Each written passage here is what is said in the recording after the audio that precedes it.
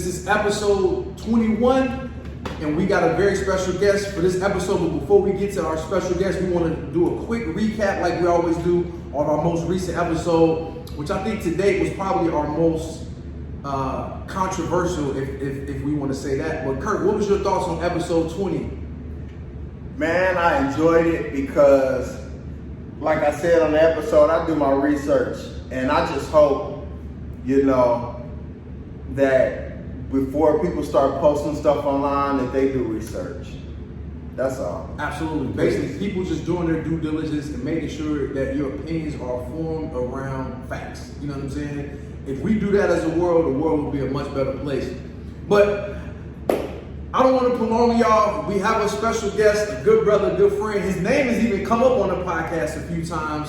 And that's none other than our good brother Leroy Brown. What's going on, family? How you doing? I'm well, man. What up, brother? Man? Good. Now, I don't want to be formal and all polished up and corny, but I want to be respectful as well. I know you're a reverend, so is it reverend, pastor? Like, how should we address you? Because I don't want to be disrespectful. So people call me Leroy Brown. Okay, right? that's...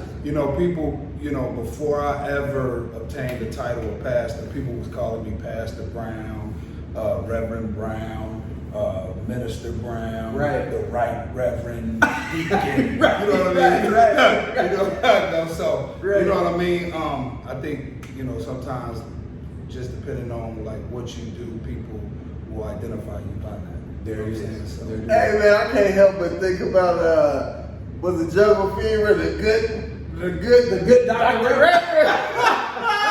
Oh my God! Oh yeah. Classic. My brother. Classic. Well, since we got our brother here, we're going to get into church parking lot gossip because we want to hear his opinion on some of these topics as well. Let's go. She's running.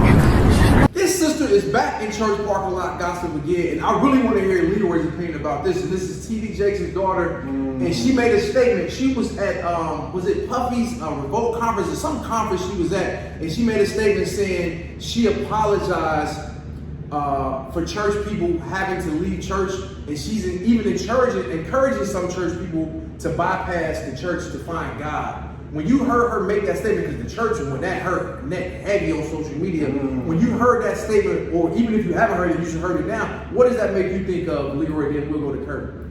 I didn't hear that. Yeah. For one, but people should bypass church and find God. I don't think it's a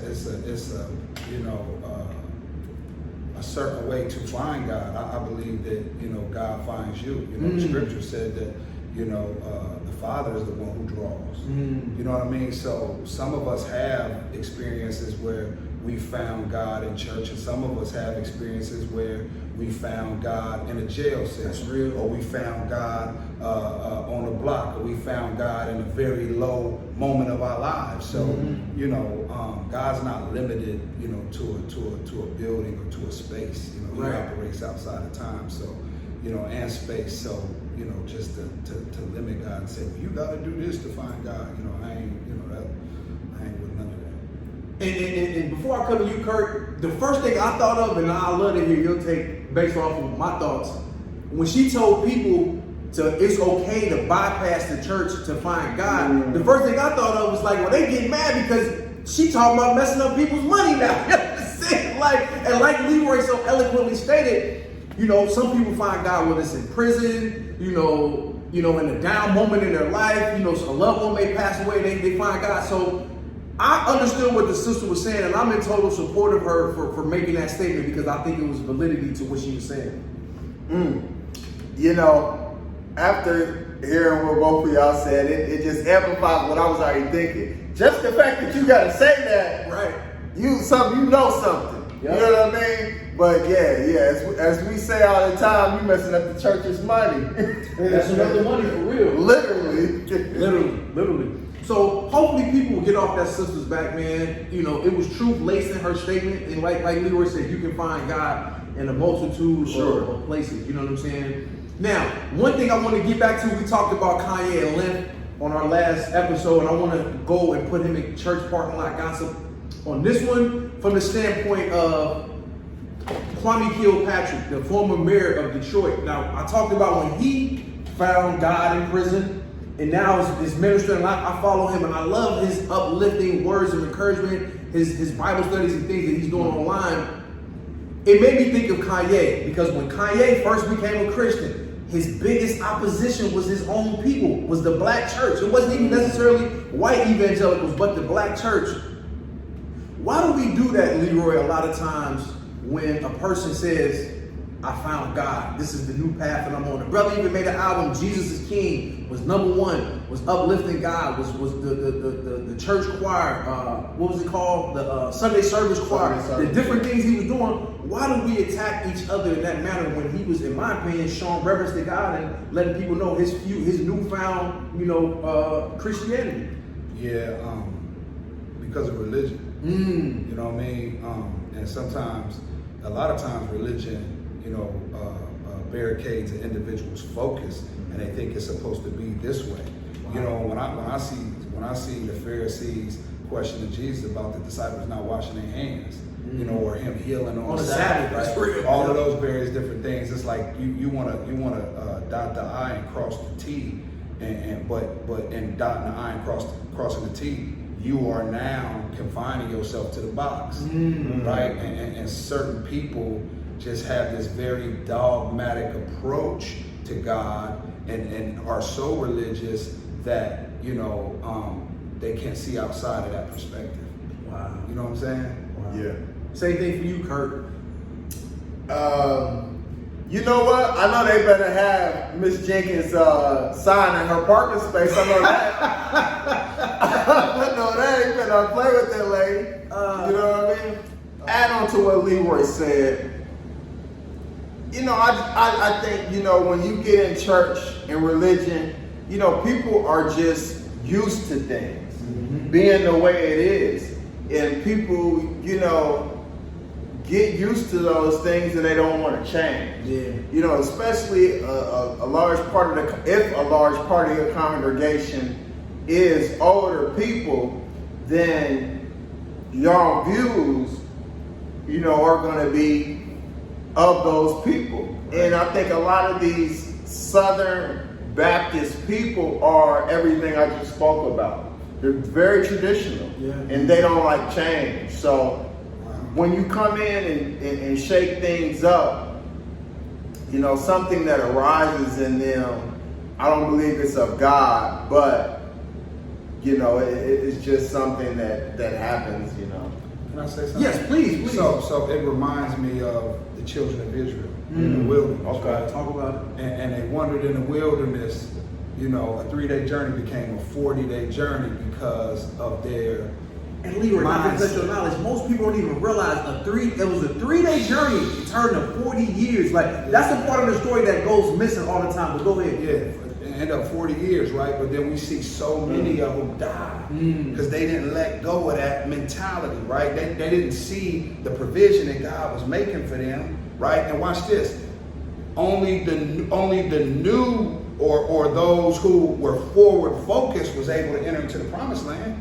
See what I'm saying? Run that back. Caleb and Joshua, everybody else saying, man, we went over there and we seen that they giants, man. They looked externally at their opposers, right? And didn't have the spiritual fortitude to say, if God took care of us here, he's going to take care of us here. And so many of the children of Israel died because of the hardness of their heart.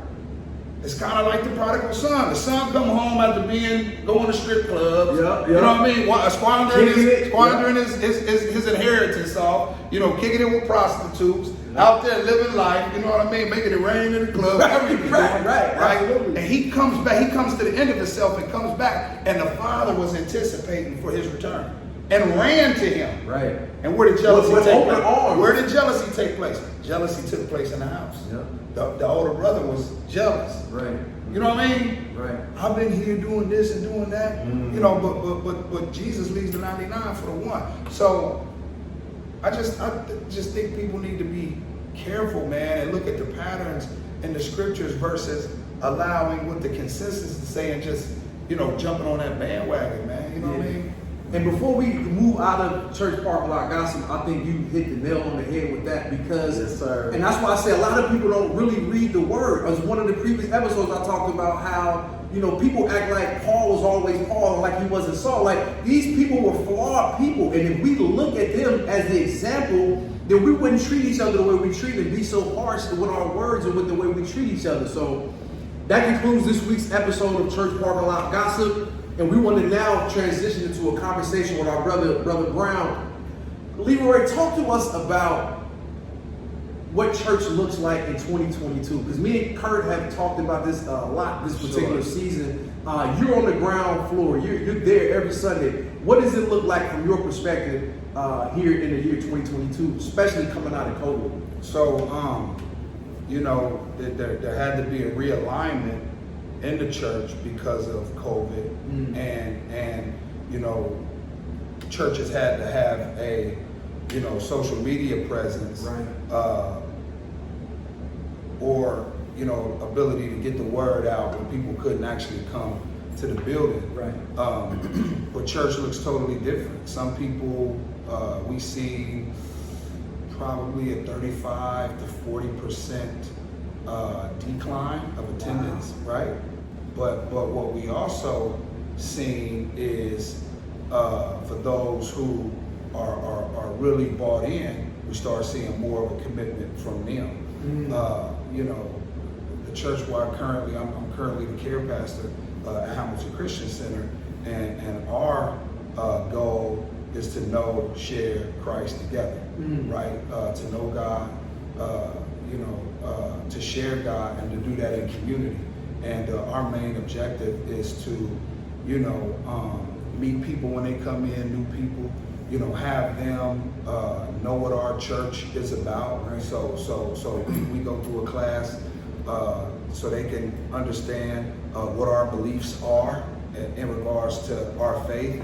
And then we do a personality test on the people to see where their strengths are. Okay. You know, to see if they want to then serve or commit to some skill that they may have in that regard. But we're just a community, man, that is really an extension of the hands and feet of Christ, and, you know, do a lot of stuff in the community, do a lot of stuff abroad as far as missions. So we do missions foreign, and we do missions in the city of Hamilton.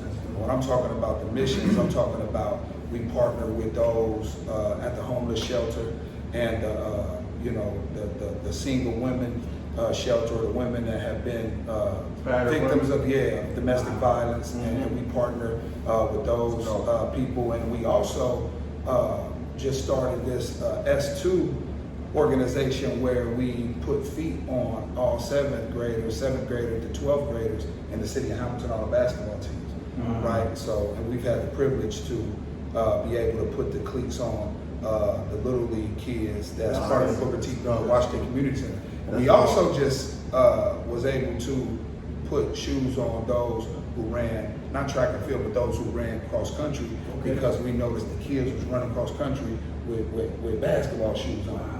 And we noticed the kids were playing basketball, trying out for basketball with slides on, right? And so we recognized that, man, and you know, came together as a board, man, and God just kind of breathed on that thing, and we was able to give back in that capacity. So, you know, we try to make sure, I think that's extremely important, man. You know, when I made a transition to, you know, give my life to the Lord, you know, I had encounters with believers who came to the block. It wasn't men, it was women. They was coming to the block, and I'm saying, man, why you keep showing up? You know what I mean? Like, what is wrong with y'all? You know, y'all slowing the money up. We out here trying to get some money, and y'all out here trying to witness, and I would be the one that they was targeting, right? So I'm having conversations with them, you know what I'm saying? Because I've read various different books, and we, you know, having a debate. But there was this one particular woman, she just did what she did in love, man, and I seen something in her. And listen, man, I couldn't run this woman away. So we'll see him coming this way, we'll go the back way. She doubled back on her. She said, you think you're the only one? This is what she said. You think you're the only one that's been in the streets? Wow. She said, we know these streets like the back of our hand. Wow. Yeah, man, she messed me up, man. I still talk about her to this day. And that's So, dope. yeah. She met you where you was at. You know what I'm saying? That's dope. So That's something you always say, brother. Yeah. That's one of these favorite Meet words. people where they at, man. Yeah, Sister Jackie Shavers, man, and she got a place right here in my heart, man. That woman is truly an example of what I believe God, desires for us to be. So that's beautiful. Yeah. Please excuse the sun rays that's coming in the window. We can't control it. God is shining on us. We sitting here with the black Jesus. You know what I'm saying? It look like the Last Supper to me. You know what I mean? But, hey, I want to say. I want to say that this is my brother from another mother, and I've known this brother since we were 12, 13 years old.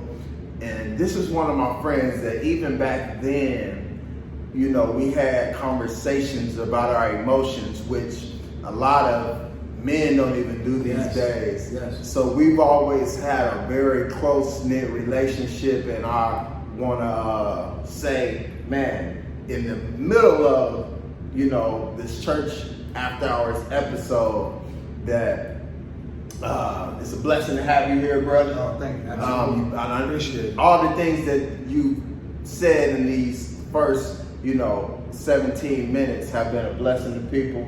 Yes. And it's blessed to have you here. Yeah, man. thank you so much, man. Thank you so much. Absolutely. So Leroy, I want to now, I love the information you gave us about the church, because living in 2022 and what the church looks like now is totally opposite of what it looked like back in the 80s and 90s when we were shorties going into the church. And I always say the church has a harder job because it has a tougher sell now, because these kids have so many other options and reasons not to go to church. We went to church lovingly because we was gonna go see some girls, music. Like we didn't have nearly as many distractions as you have now. Absolutely. How How do you guys press through a lot of the distractions and get to the youth today versus in the 90s? So, when I joined the church that I am currently one of the pastors of, I was invited to a youth service.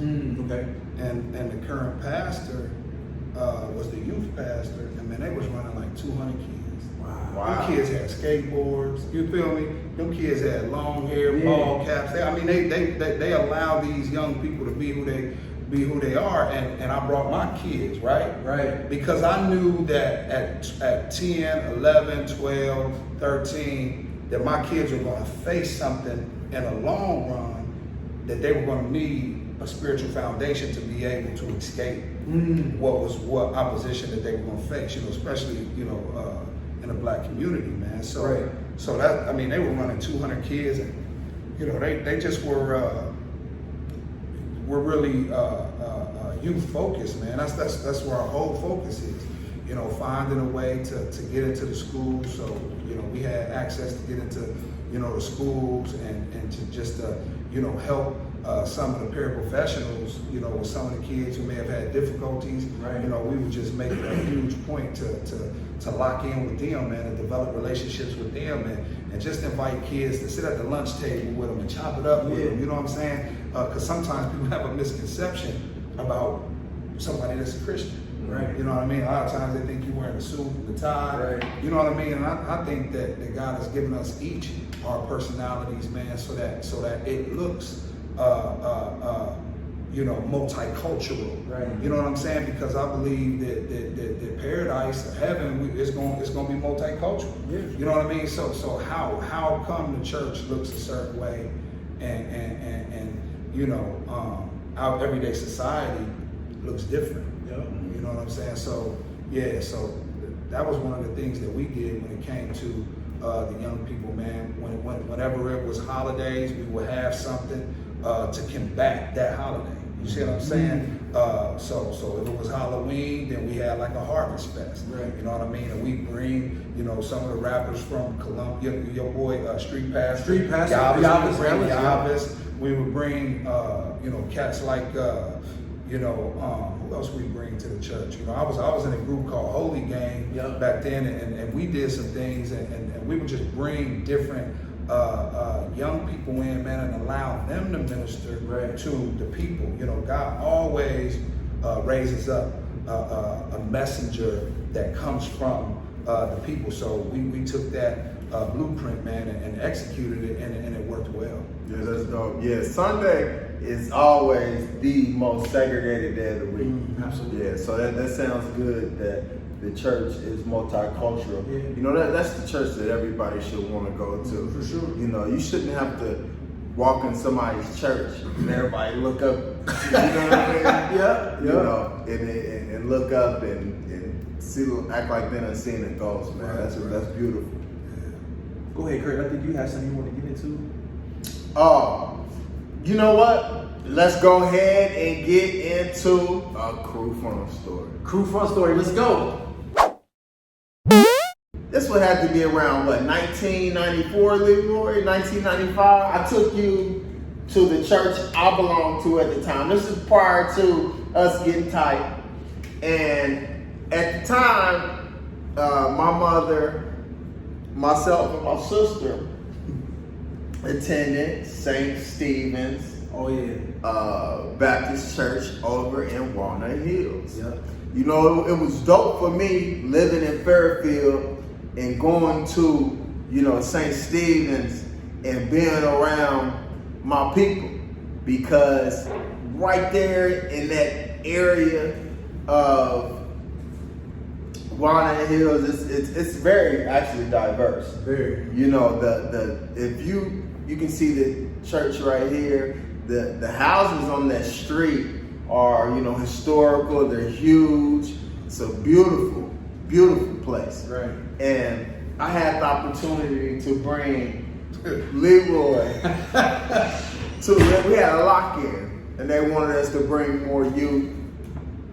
And I brought Leroy to the church, man, and we had such a good time, you know.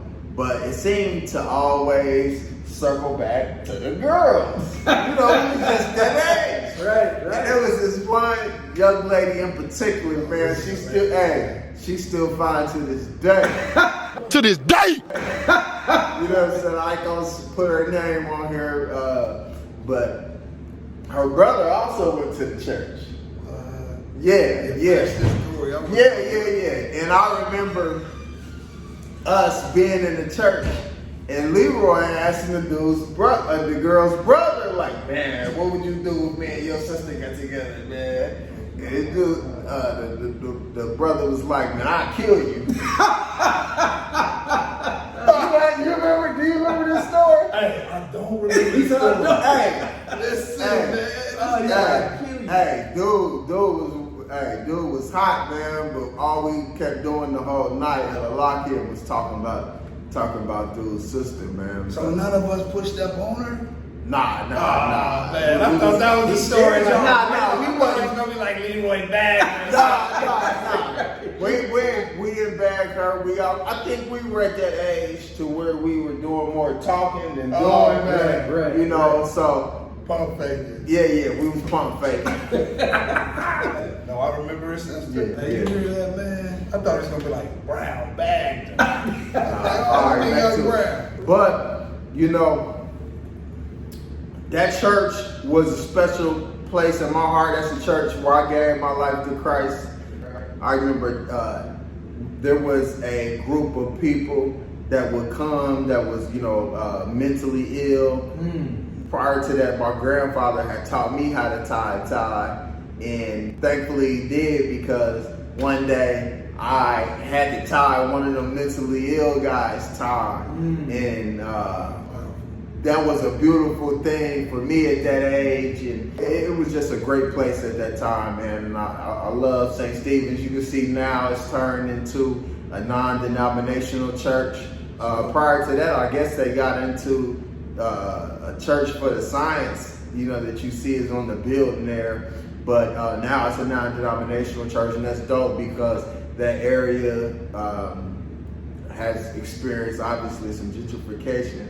You know, it's right down the street from Eden Park. Yep. It's a beautiful place, man. And you know, Reverend Brown was the pastor at the time, and his family was there, and just a lot of great people, man. A lot of great people. Absolutely. And thank you for the alley-oop, Kirk, because we talked about the mentally ill there at the church. And I want to talk about mental health in the church and what that looks like. That was part 1 of our discussion with our brother Leroy Brown. Be sure you tune in next week for part 2 as we really dig into mental health and what that looks like inside of the church in a year.